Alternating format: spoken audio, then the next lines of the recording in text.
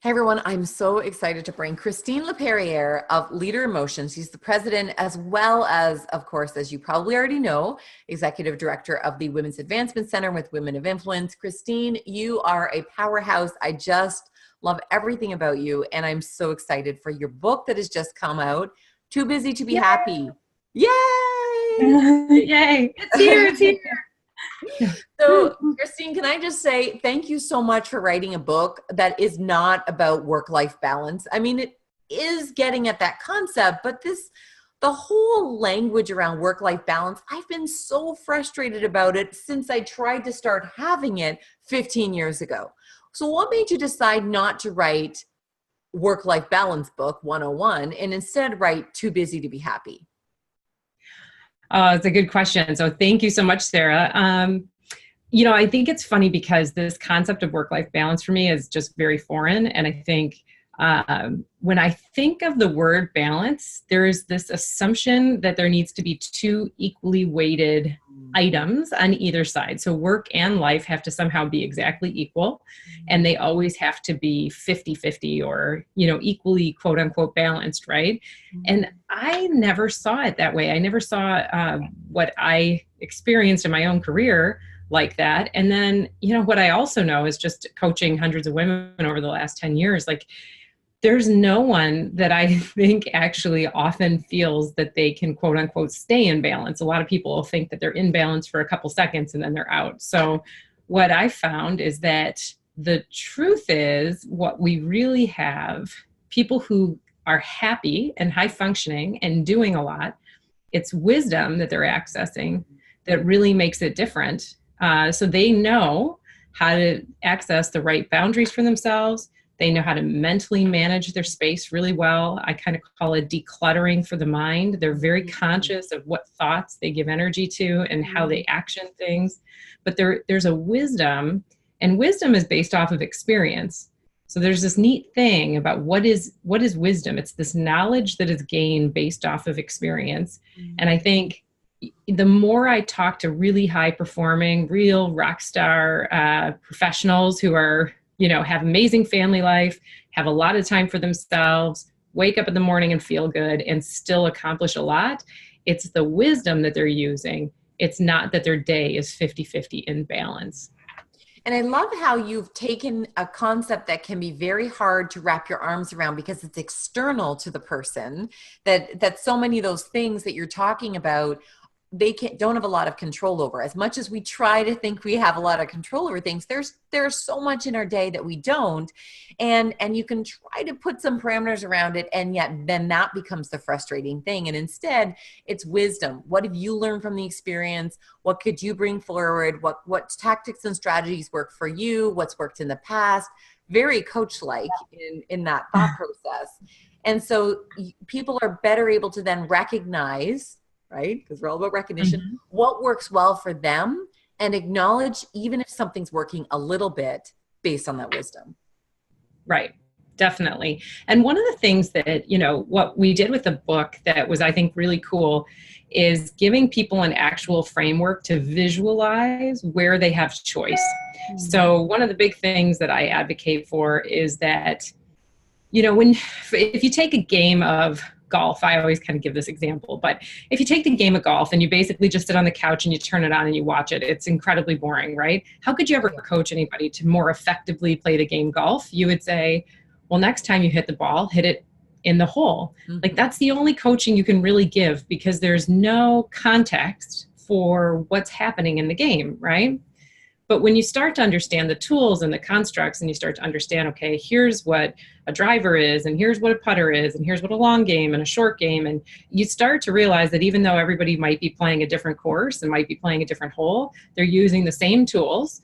And it's the mastery of pulling out the right tool at the right time that actually helps you navigate that situation better.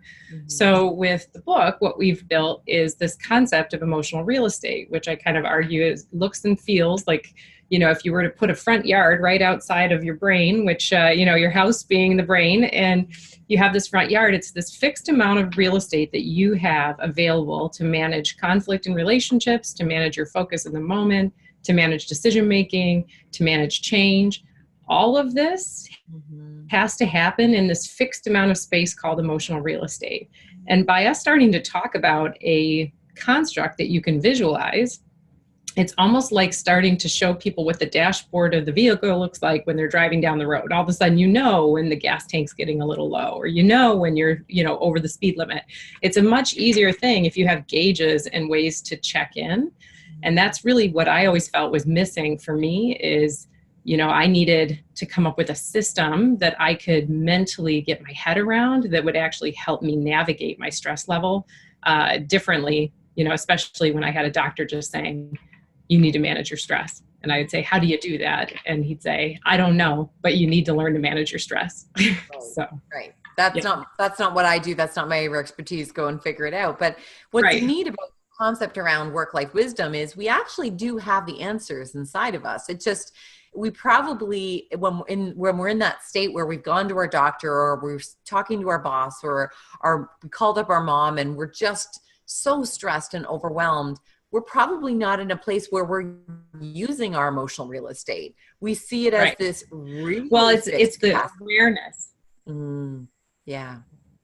So what's your best advice to folks who are struggling to even see the full lawn of their emotional real estate and they're stuck in their house or they don't quite see just how much emotional real estate they have available, or they're expending it to everyone else and they're actually not making conscious choices about it?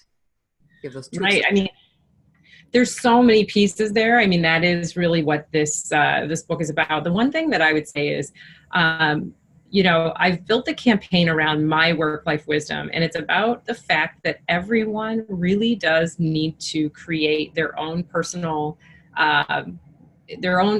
way of making this work for them. So, I guess what I've said is, let's throw out the 72 articles from Oprah Magazine all the way out to, those blogs that tell you, it's time to start your meditation practice this week, or don't forget to start exercising, or if you want to manage your stress, make sure you eat more green vegetables. Like all those things for me, when I put those on my to-do list and I don't get them done, it's just one more thing sitting there on my calendar telling me that I failed today.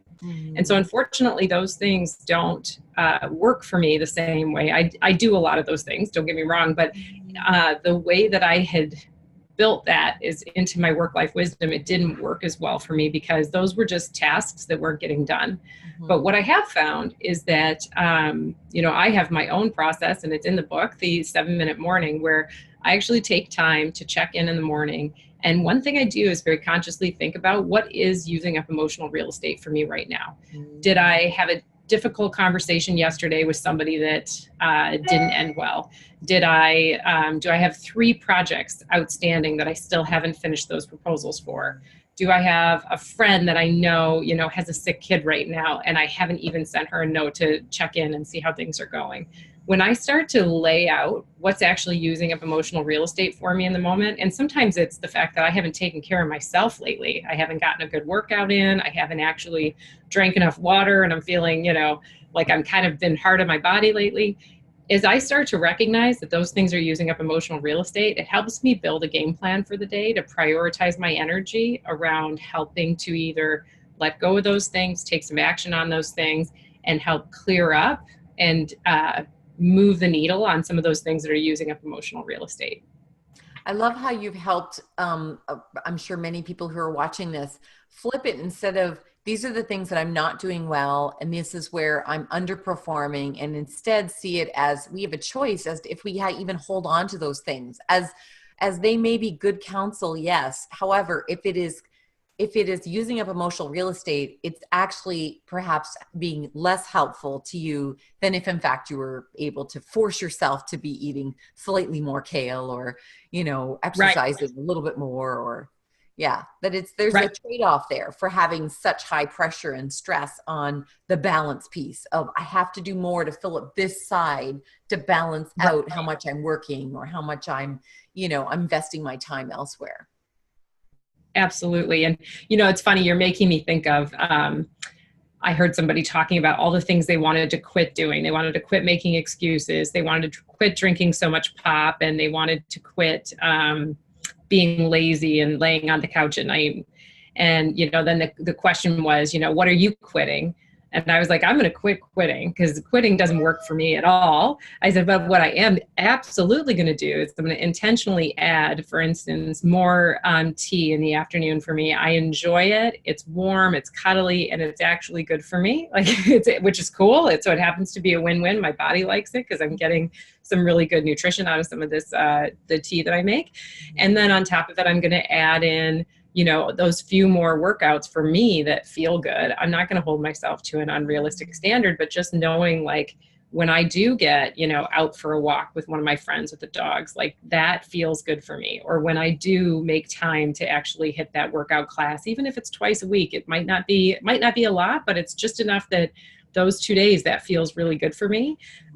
That's what I'm going to do, but I'm not going to, chasing what I'm going to quit can be emotionally exhausting because I now have to use more emotional real estate to try to undo those behaviors that are very natural and habitual to me. Mm-hmm. And what I'm trying to lobby for is let's focus on what habits feel good. Where can we build subconscious patterns that actually help us build habits that are, none of us use a lot of energy or emotional real estate trying to brush our teeth in the morning. Hopefully, most of us have that habit built. Mm-hmm. How do we build habits that also serve us around drinking enough water or whatever that happens to be? Mm-hmm. And then how do we build mental habits to help clean up, like you said, when we're over engaged in a relationship or we're spending too much energy on somebody that's kind of sucking us dry? Like, how do we build some really good habits around knowing when do I stop investing? Mm-hmm. I love it. Thank you so much. And we're going to make sure that in the link is, below is included how people can find your book, because having had the privilege of a pre-read this past summer when you were still in progress, I mean, I know your book was fabulous then, and I know it's going to be even 10 times better. In fact, I was the first thing that I did this morning when I woke up was order my Kindle copy. So can't wait to dive into it. Thank you so much for writing this book. It is so needed. And if nothing else, if people read this and they get a chance to, maybe they get to quit quitting, where they can invest their emotional real estate in what matters and it's already working for them, as opposed to trying to be something that they're not, or live up to certain expectations that they may have never even consciously chosen themselves. I mean, that in itself is worth the time. So thank you for giving people that space to be able to have that conversation with themselves. Absolutely. And one thing I will mention just as we're closing this, Sarah, is that the power in understanding these concepts is one thing, but the power of talking about them with friends in conversation is also incredibly good for your emotional real estate. So the way this book is laid out, it's amazing for book clubs and for kind of a monthly check-in with your best girlfriends or whatever. So I would just encourage people. I really hope you enjoy the book, but also, don't be afraid to start this as a book club conversation, because the power of connections like this can also be really good for our emotional real estate. And it helps us call each other out on, to your point, around behaviors and patterns that perhaps haven't been healthy, and stay accountable to that focus on using our wisdom. Mm-hmm. Nice. Yeah. Love Absolutely. it. I hadn't even thought about that, but I'm actually going to see, maybe my husband and I can have a little book club on this topic. So that's really great. Mm-hmm. That'd be a great place to start. Thank you, Christine. Really appreciate your time, and look forward to diving into the book tonight. Thank you so much, Sarah. Have a good one. Yeah, you too. Take care.